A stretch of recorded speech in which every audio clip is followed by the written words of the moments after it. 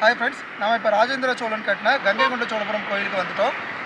எவ்வளோ பிரம்மாண்டமாக இருக்குது அப்படிங்கிறத இங்கே வச்சு நம்ம பார்க்கலாம்.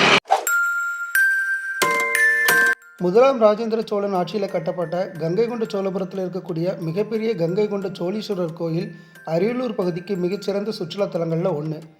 கிபி 1023ஆம் ஆண்டு கங்கை சமவெளியை வெற்றி கொண்ட பின்னர் முதலாம் ராஜேந்திர சோழனால் கங்கை கொண்ட சோழபுரம் அப்படிங்கிற இந்த நகரமும் கங்கை கொண்ட சோழீஸ்வரர் எனும் பெரிய சிவன் கோயிலும் சோழ கங்கம் அப்படிங்கிற ஏரியும் வெற்றியை நினைவு சின்னமாக அமைக்கப்பட்டுச்சு.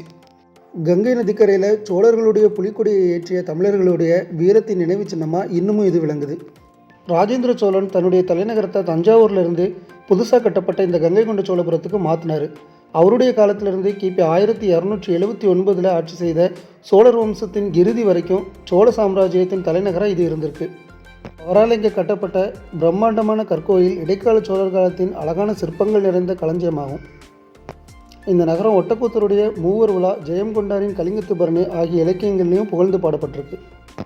இன்னும் இந்த கங்கை கொண்ட சோழபுரம் கோயிலை பற்றி பார்க்குறதுக்கு நிறைய இருக்குது. இங்கே அழகிய சிற்பங்கள், கலைநயமிக்க வேலைப்பாடுகள் நிறையவே இருக்குது. இதை பற்றி முழு வீடியோவை நம்மளுடைய சேனலில் பார்க்கலாம்.